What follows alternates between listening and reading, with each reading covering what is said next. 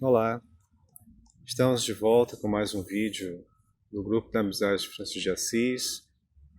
Dou boas-vindas a todos.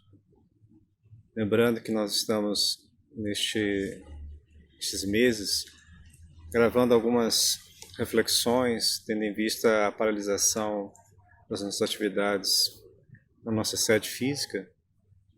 Portanto, redobramos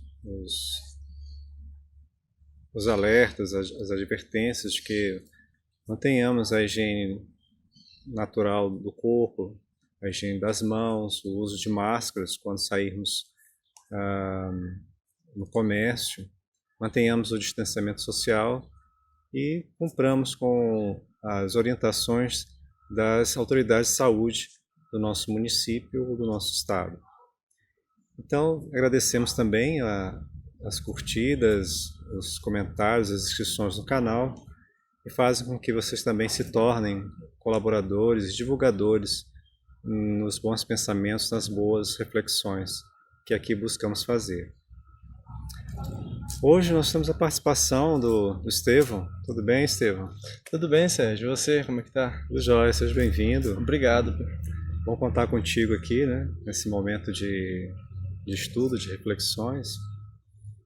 E fique à vontade aqui para colaborar com os nossos comentários, com as suas reflexões também a respeito do tema. Tranquilo. Eu espero poder ajudar aí nesse engrandecimento aí dos pensamentos de vocês.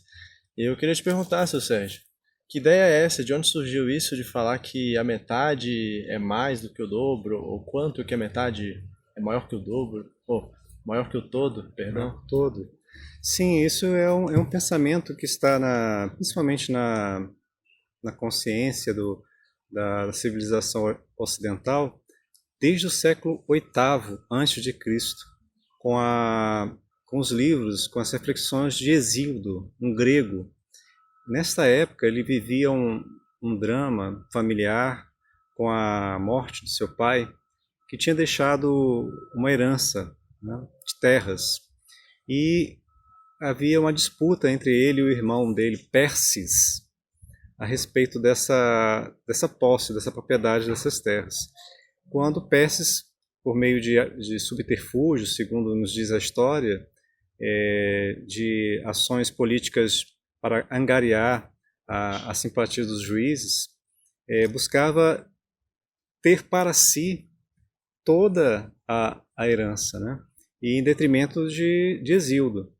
Então ele, sob essa tensão dessa crise familiar, ele escreve o livro O Trabalho e os Dias, no qual, por meio de um poema, ele alerta não só a Pérsis, mas também toda a civilização grega, a todos nós, de que nós deveríamos, pelo trabalho honesto, angariar os meios de subsistência, e não por meio de subterfúgios, por meio de influenciações negativas ou de corrupção, atrair a atenção das autoridades para os nossos interesses. Então, desse modo, durante esse poema, que ele exalta a postura e a mentalidade do povo grego de então, a respeito dos deuses que ficavam muito contentes com a atividade do trabalho, que era promotora desse desenvolvimento. E, contrário à tristeza deles, vamos dizer assim, uma certa correção que ele colocava sobre o povo, aqueles que não cumpriam com essas determinações de justiça, né, de honestidade, né, a tristeza que isso trazia para os deuses. E até atingia a família e as gerações da pessoa que não agisse dessa forma, né, com correção. Isso influenciou, inclusive, o pensamento de toda a filosofia de Platão, de Sócrates, como também de Aristóteles e tantos outros filósofos e pensadores, né, e da ética e da política, a respeito dessa questão de que a metade honestamente conquistada, ela supera em muito o todo, quando esse todo é angariado por meio de formas ilícitas. Legal. É bom que você falou de Platão, Tem um livro de Platão chamado A República, em que um dos personagens, Sócrates, ele relata sobre uma civilização, uma polis, uma cidade, em que haveria um sistema em que os guardiões dessa cidade, né, viveriam de acordo com o que a sociedade daria para ele, e ele viveria de uma forma boa, né, de uma forma singela, mas ele poderia fazer o trabalho dele de guardar a cidade, né, ser o guardião, com o seu trabalho de guardião, e dessa forma recebia da sociedade, da cidade em que ele trabalhava, o seu sustento, né? Sim. Só que ele tinha uma coisa que era o poder. Ele podia fazer talvez o que quisesse, utilizando a força que o guardião ou os guardiões teriam. Então ele poderia olhar, pô, eu tenho um pouco só, eu só tenho minha subsistência, mas eu gostaria de ter mais. E se esse querer mais, querer o todo, e não só a metade, que seria o que ele já tinha, isso poderia trazer um desequilíbrio. Se ele quisesse atacar os outros para poder ganhar o que os outros tinham, ou então, não sei, obrigar os outros a pagar mais tributos para ele, para que ele tenha mais poder, mais coisas, isso traria uma coisa que seria ao contrário do que ele deveria fazer, que é trazer o equilíbrio, sendo o guardião.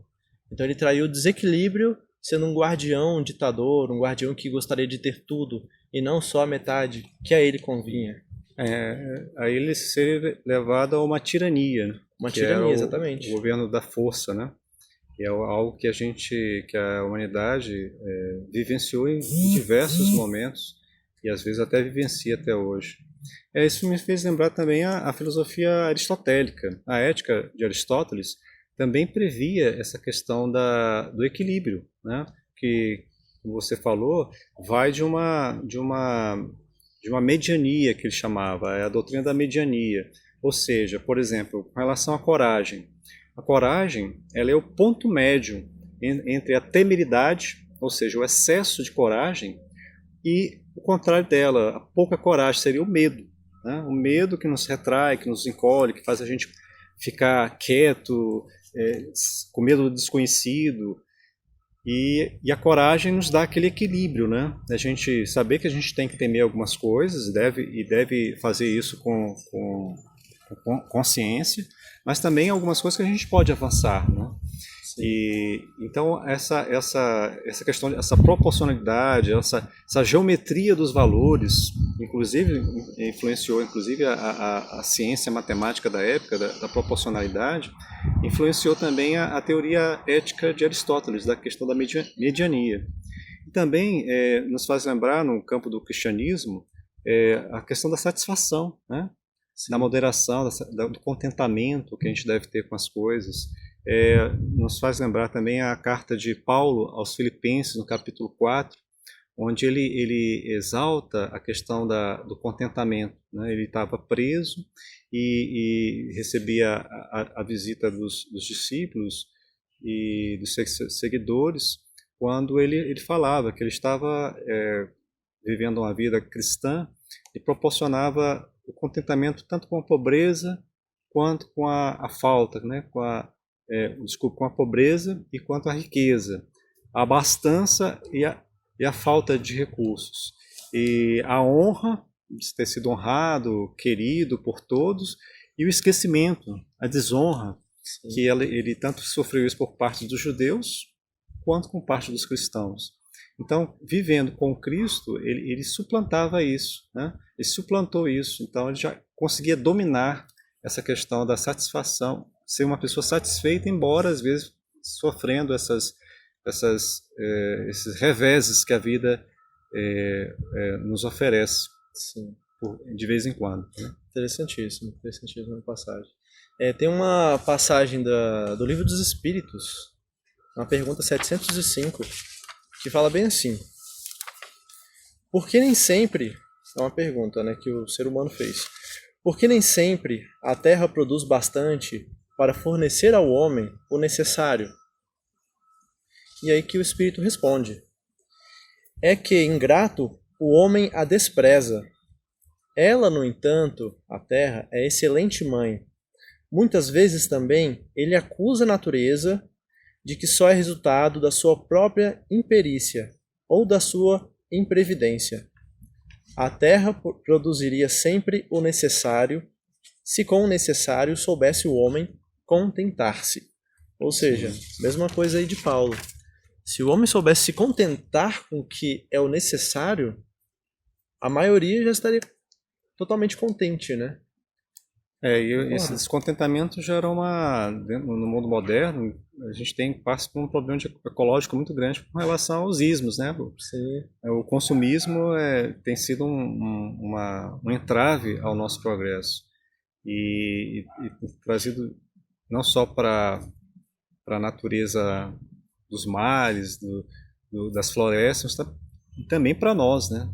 O estresse que nos acompanha e esse excesso de consumo que traz tanto prejuízo à natureza acaba recaindo sobre nós mesmos. Então a gente hoje não pode comer alimentos saudáveis, ou tão saudáveis quanto antigamente, embora tenhamos uma quantidade bem maior, né? E devido ao desenvolvimento da ciência agrária e de toda a gama de ciências que se desenvolvem nesse campo, todavia, pelo excesso, né? Então, como você falou, os espíritos nos dizem, o excesso não está previsto. Está previsto o necessário. O necessário a terra dá. Sim. Agora, o supérfluo, o que excede é complicado. Então, tem um dizer do padre Antônio Vieira, que é muito interessante. Ele fala assim, quem quer mais do que lhe convém, perde o que quer e o que tem. Né? Uhum. Quem quer mais do que lhe convém, perde o que quer e o que tem. Então, o padre Antônio Vieira era um padre jesuíta, escritor, filósofo do século XVII. Esteve no Brasil em missão e famoso por diversos sermões, né? E assim, vai nos mostrando essa questão da vivência atual, e nós vivemos de uma forma um pouco desgovernada, né, nesse campo da temperança, que seria a virtude correta, né, aristotélica e cristã também, dentro da sistemática de virtudes cristãs.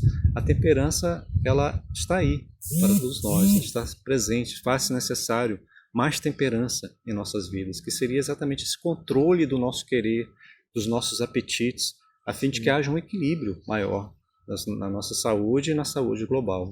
Sim, exatamente. Falando em equilíbrio, tem um equilíbrio também que nós podemos abordar de a metade ser melhor do que o todo, é a questão do equilíbrio mental. O equilíbrio de coisas que você faz, o equilíbrio de coisas que você vê, que você assiste, informações, notícias. Porque às vezes quando você tem todas as notícias ou todas as informações do mundo, isso te sobrecarrega, te traz muito estresse. Tem um livro chamado Estresse a Seu Favor, de Susan Andrew. É um livrinho bem pequenininho, muito boa a leitura. E ele fala exatamente sobre isso, que a sociedade atual, desde 2000 até 2020, passa por essa transição de que nós temos muita informação na palma da nossa mão e nós não conseguimos digerir essas informações. Porque nós ficamos aí toda hora no WhatsApp, no Facebook, no Instagram, no noticiário, assiste televisão, é mais notícia ruim, fala com alguém, é só sobre notícia, a gente está em época de epidemia, coronavírus, informação o tempo todo, recebendo vídeo. Então isso causa um estresse mental. E que se você tivesse só metade disso, dessas informações, já seria o suficiente. Você ficaria informado, você saberia praticamente de tudo que está acontecendo e você teria tempo para você processar essa informação que você está recebendo. Você concorda com isso, Sérgio? Sim, exatamente. Toda essa questão das fake news que nós estamos vivendo, né? Cada dia chega uma informação diferente, até mesmo por pessoas amigas de confiança, que trazem mensagem para nós, a gente vê aquilo ali e fala, olha, alguma coisa está errada, que isso aqui não tem nenhuma informação científica, não tem nenhuma referência a algum trabalho no campo das universidades, e às vezes chegam coisas assim, esdrúxulas, né? E nós vamos até fazer uma reflexão nas próximas semanas sobre essa questão das peneiras. Nós devemos passar numa peneira essas informações para poder filtrar, para a gente não se sentir enganados, né? Da nossa Sim. ingenuidade, que nós recebemos coisas assim, a nossa primeira, no primeiro momento a gente aceita, né? Como aquilo ali sendo uma verdade e tal, porque às vezes vem de pessoas queridas, nós confiamos, mas muitas vezes essas pessoas foram invigilantes na divulgação dessas informações. Então é bom a gente não repassar. Eu tenho para mim que enquanto eu não consigo checar se aquela informação é de fonte segura, eu não passo. Eu até recebo, vejo e até alerto quem me mandou, mas eu não repasso. Então nós agradecemos a sua presença, Estevam, a presença dos nossos Eu que agradeço. telespectadores, né, vamos dizer assim, e nós vamos encerrando por aqui. Nós vamos fazer uma prece, como fazemos sempre ao final de nossas atividades. Hoje vamos fazer uma prece sem ser cantada. Então, se você não curte prece, então nós encerramos aqui e agradecemos a sua participação. Muito obrigado e até a próxima.